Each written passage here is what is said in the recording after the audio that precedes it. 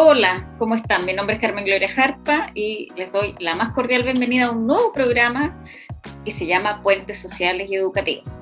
Este programa pretende ser un espacio de diálogo, también de debate, pero también muy informativo respecto de la intersección entre tres agentes muy importantes para todo ser humano: la familia, la escuela y la sociedad. Recordemos que este programa está al alero del Grupo de Investigación Familia, Escuela y Sociedad, FESOC. El día de hoy tenemos un programa muy interesante porque vamos a hablar de la salud mental del profesorado y les voy a presentar a nuestra invitada. Hoy día nos acompaña Andrea Palma. Ella es trabajadora social por la Universidad del Biobío, es magíster en Trabajo Social y Familia por la Pontificia Universidad Católica de Chile. Tiene también un magíster en Familia por la Universidad del Biobío y es doctora en Psicología por la Universidad Diego Portales. Actualmente adscrita como académica al Departamento de Ciencias Sociales de la Universidad del Biobío e investigadora en las líneas de Trabajo Social y Salud Mental, Trabajo Social en Salud Mental y Familia y Salud Mental. Bienvenida, Andrea, un gusto estar hoy día aquí contigo. Gracias, muchas gracias. Bueno, comencemos a conversar respecto de este tema de la salud mental del profesorado, porque me parece que es un tema que ha ido emergiendo, entre otras cosas también a propósito, ¿no es cierto?, de la pandemia, pero ya es un tema bastante investigado antes.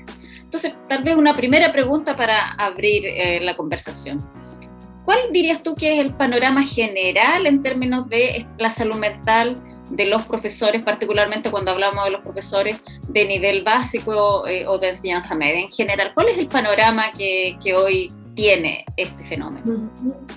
Bueno, en términos generales, ¿no es cierto?, la salud mental en Chile en general es un tema bastante alarmante, ¿no es cierto? Ya el año pasado, en un estudio que hizo la Universidad Católica con la H, ¿no es cierto?, nos encontramos con que casi un cuarto de los chilenos presenta sospechas de problemas de salud mental y casi el 50% de los chilenos evaluaba ya su ánimo como más bajo o peor que antes de la pandemia. Entonces es un tema que tiene que ver, ¿no es cierto?, en primer lugar con nuestro país, y particularmente es más preocupante en los profesores porque, bueno, durante la pandemia hubo varias encuestas, ¿no es cierto? Por ejemplo, Elige Educar realizó una encuesta a más de 7.000 profesores y se encontraron con que el 87% tenían agobio, tensión, el 83% tenía problemas para alteraciones generales en el sueño,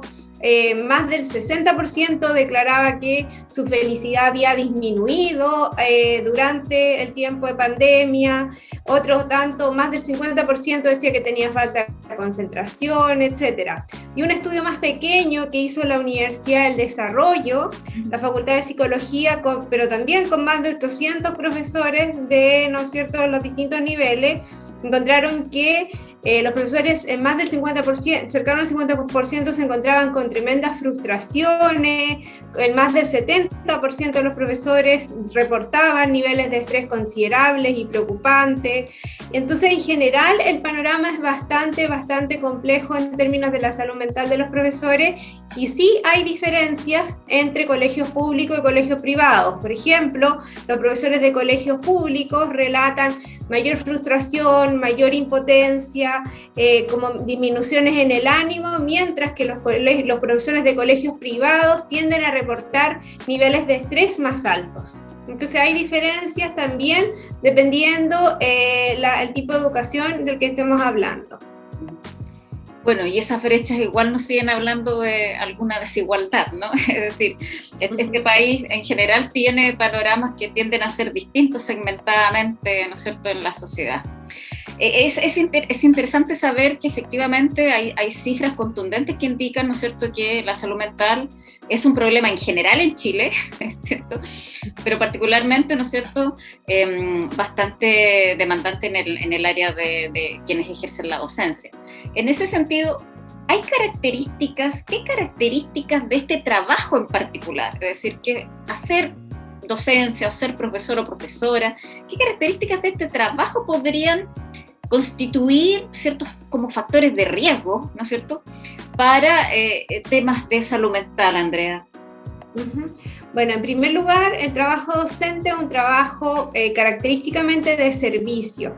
¿Qué significa esto? Que en el fondo la evaluación que los docentes reciben tiene mucho que ver con la relación que pueden establecer con estudiantes, con apoderados, y además es un trabajo que se llama como vivo en acto. ¿Qué significa esto? Que el docente debe reaccionar a lo que está ocurriendo en el momento en una sala de clase, lo que representa altas demandas emocionales para los docentes, y tienen que hacer algo que se llama en la literatura trabajo emocional. ¿Qué es lo que es esto? Que los docentes deben mostrar las emociones adecuadas al contexto en que se encuentran, aun cuando no sean las emociones que ellos realmente sienten. Los docentes están permanentemente, por ejemplo, aguantándose en la rabia y conteniéndola, mostrándose amables con los estudiantes.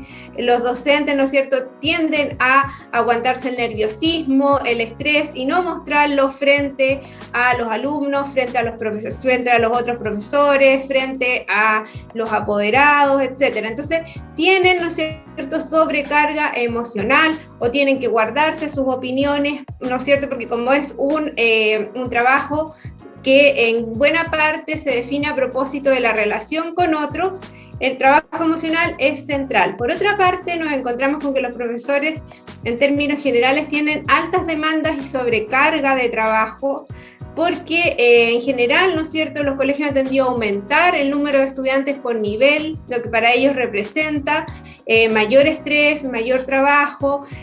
También cuando uno conversa con profesores, ellos dicen la jornada escolar completa, que se suponía iba a implicar que durante la tarde los estudiantes no iban a tener clase y iban a desarrollar ahí sus trabajos, se ha transformado en hacer clases de 8 de la mañana a 4 de la tarde, y lo que dicen ellos es que las actividades extraprogramáticas se están terminando 6, 7 de la tarde en los colegios. Entonces, dependiendo de la especialidad del profesor, por ejemplo, profesores de educación física terminan llegando a las 8 de la noche a sus casas. Además, también relacionado con la sobrecarga de trabajo, lo que los docentes relatan en general es que las planificaciones y las correcciones las tienen que hacer en sus casas, y esto a veces, ¿no es cierto?, es interpretado como una obligación, como parte del compromiso con la escuela, con el colegio, parte de la vocación, o también que eso los presiona a seguir haciéndolo, o también, ¿no es cierto?, son casi acusados de que son ineficientes y que no alcanzan en su horario, y que es casi su problema el llevarse trabajo para la casa. Otro aspecto que también tiene que ver con la disminución de la salud mental de los docentes es el bajo reconocimiento que existe sobre su trabajo, respecto a su trabajo a nivel social. Y, por ejemplo, con apoderados que cada vez respetan menos la figura del profesor, que prestan mayor atención a lo que el estudiante quiere, lo que el estudiante dice respecto a lo que pasó en la sala de clase, respecto a lo que le dijo el profesor, que respaldan actitudes de pronto violentas de parte de sus alumnos, etcétera. Y el bajo reconocimiento también económico de su labor, que los lleva a trabajar, ¿no es cierto?, más horas para poder tener sueldos para sustentar su familia. Otros problemas, ¿no es cierto?, que también presentan los docentes y que influyen en su salud mental, tiene que ver con las dificultades a propósito de los horarios para conciliar la vida familiar con la vida laboral. En general, ¿no es cierto?, cuando uno conversa con ellos, los docentes dicen uno no puede pedir permiso en el horario laboral, no hay quien reemplace, realizar trámites bancarios resulta un parto para los docentes en general, o tener una hora médico en el horario de clases resulta muy, muy complejo. Y otro tema que también aparece bastante tiene que ver con los déficits en los liderazgos, algo que afecta mucho a la salud mental de los docentes. Son los líderes que, por ejemplo, los directivos que infunden temor para lograr lo que ellos quieren, o cuando hay falta de justicia organizacional. Las investigaciones en docentes muestran cómo a veces se producen en los colegios, en las escuelas, grupos como de favoritos que tienen más beneficios que otros. Entonces se produce una sensación de injusticia organizacional y quienes están en desmedro dentro de esa escuela, dentro de ese colegio, tienden a enfermar más, presentar más sintomatología ansiosa, más sintomatología depresiva. Y otro aspecto que yo también mencionaría como de riesgo a propósito del trabajo docente es cuando se presentan situaciones de bajo apoyo social.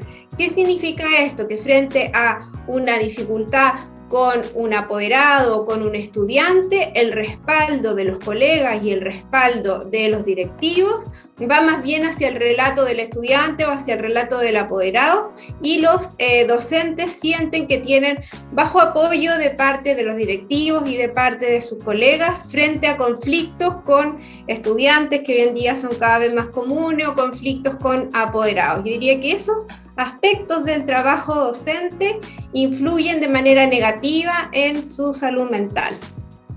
Estoy bien sorprendida, es bien dramático el panorama, Andrea, porque claro, se intersectan algunas razones estructurales que tienen que ver en general con los sueldos, ¿no es cierto? Que en general en Chile el sueldo del profesor o del docente es bastante bajo, pero también mucho de la organización interna a la que tú te refieres. Y tuvimos que ver, ¿no es cierto?, imágenes a propósito de que todo se grababa en este periodo, de profesores perdiendo el control, ese control que tratan, ¿no es cierto?, de tener, pero que en algún punto, ¿no es cierto?, tiene que llegar un momento en el que estalla. No lo quiero justificar, pero probablemente las explicaciones puedan provenir por ahí, ¿ya?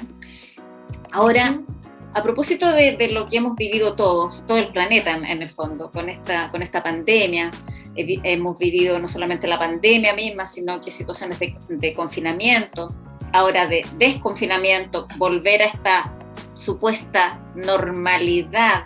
¿De qué manera estos procesos, que a lo menos esta generación de seres humanos no habíamos vivido, podría afectar la salud mental de los profesores? Bueno, los profesores se vieron expuestos primero, ¿no es cierto?, al confinamiento, a realizar clases de manera virtual, y ahora se han visto expuestos, ¿no es cierto?, a una nueva realidad, un desconfinamiento que ha sido bastante repentino y que le ha costado a varios.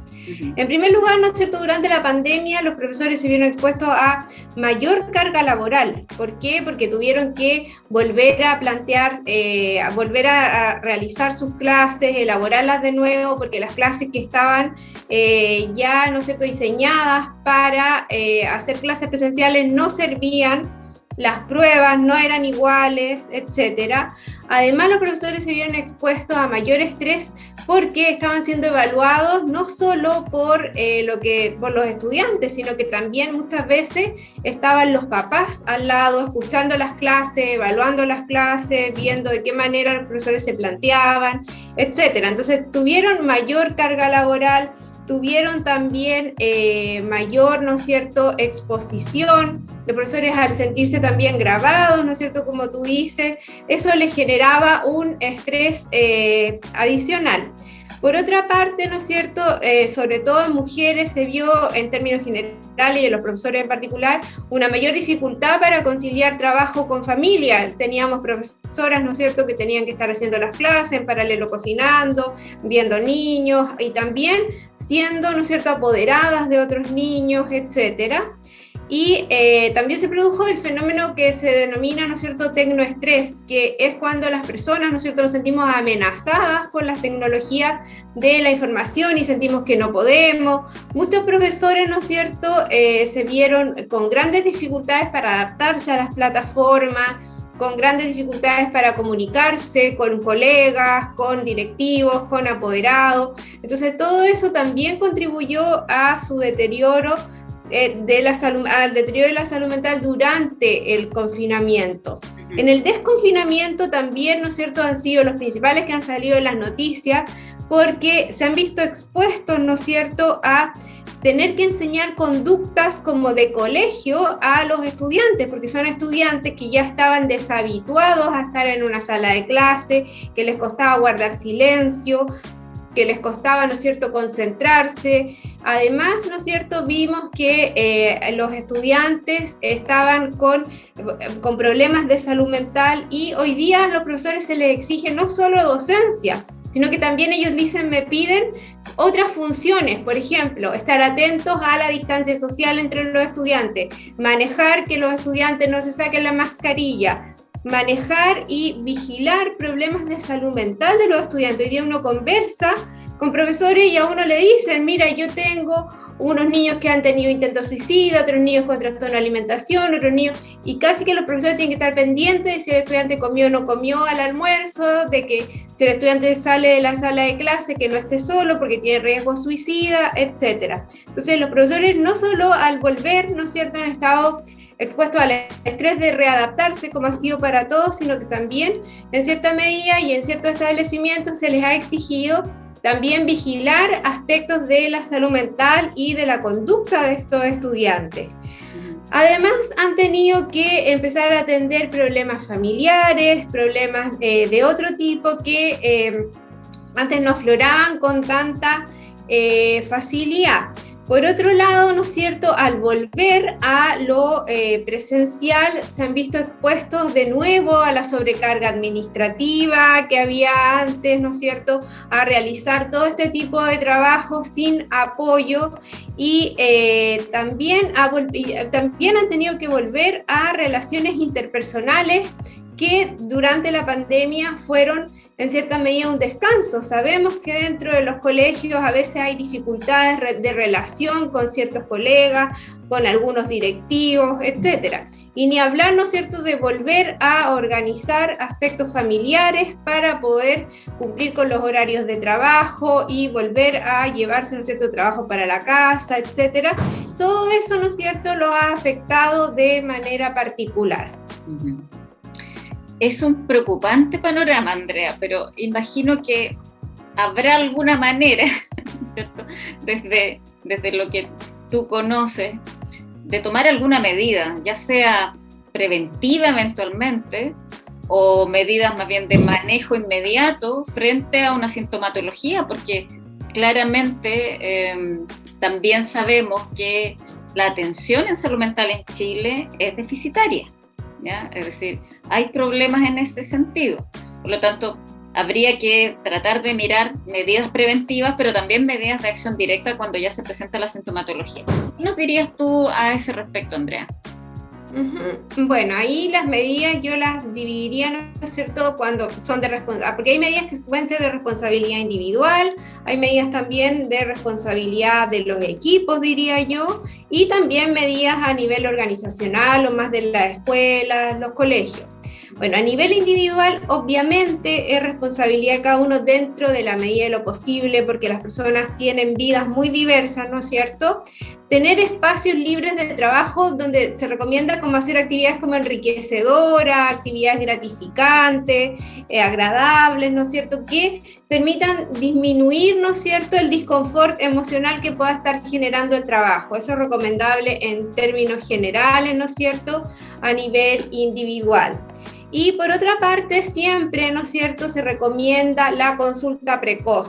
O sea, si ya veo, ¿no es cierto?, que estoy teniendo sintomatología, lo más común, ¿no es cierto?, es depresiva, ansiosa, que noto que, por ejemplo, aspectos que yo antes disfrutaba en la vida ya no los disfruto, noto que mi ánimo está más bajo, me noto más inquieto, más angustiado, o situaciones que antes enfrentaba de manera natural, ahora me ponen particularmente nervioso, ¿no es cierto?, y está interfiriendo en mi vida familiar, en mi vida laboral, en la vida que llevo con mis amistades. Obviamente la consulta precoz con algún profesional de salud mental es lo más recomendable. ¿Por qué? Porque en salud mental, al igual que en cualquier otra patología, entre antes se consulta, mejor pronóstico hay.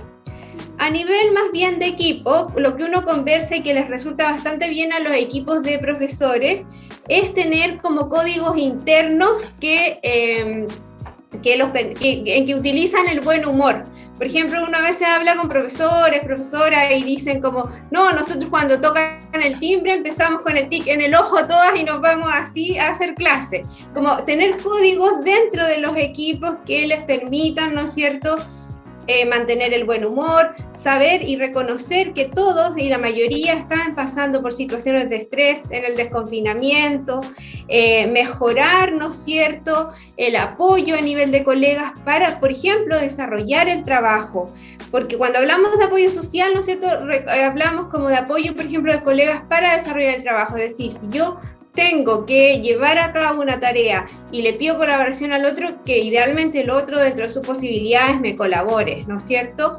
Y también, ¿no es cierto?, evitar rumores respecto a otros, burlas respecto a otros, evitar también de parte de los equipos directivos los favoritismos, porque eso genera mucho daño y sensación de injusticia en el resto de los profesores que dicen como estos son los beneficiados, siempre los directores tienen favoritos, todo ese tipo de cosas afecta la salud mental de los equipos. Y ya más a nivel organizacional, ¿no es cierto? Es muy recomendable, por ejemplo, que hayan políticas para que las personas puedan conciliar trabajo y vida familiar, es decir, que hayan políticas de permiso, que hayan posibilidades de cuidados de los hijos adicionales, que hayan guarderías, etcétera, ¿no es cierto? Y dentro de lo posible que los profesores puedan tener la mayor libertad que se pueda, ¿no es cierto?, respecto a cómo organizar su trabajo, cómo desarrollar su trabajo. ¿A qué me refiero con esto? ¿No es cierto?, que cuando uno tiene un trabajo demasiado estructurado, que además de entregarle las tareas, le dicen cómo tiene que llevarlo a cabo de manera muy estricta, son trabajos que permiten que las personas pongan poca creatividad en el espacio de trabajo y a la larga, ¿no es cierto?, no tienen posibilidad de decidir, no tienen influencia y eso también los va desmotivando y en muchas ocasiones va disminuyendo su ánimo. Y además es importante, ¿no es cierto?, diría yo ya para ir finalizando, mejorar los liderazgos de parte de los directivos, ya que hay muchos cursos de liderazgo que toman y todo, pero yo diría que un punto central es que se trate de directivos que no trabajen desde el temor y la amenaza con los otros, sino que traten de, ¿no es cierto?, rescatar los recursos que tiene cada uno de los docentes, la diversidad que hay dentro de una escuela y poder entregarles, ¿no es cierto?, labores que tengan que ver también con sus capacidades y con sus gustos, ¿no es cierto? No poner a las personas a justo la tarea que les carga, justo el profesor que le carga a organizar actos, que lo ponen a organizar actos como modo de castigo, etcétera. A eso me estoy refiriendo con líderes que trabajen desde las potencialidades de las personas más que desde atemorizarlos.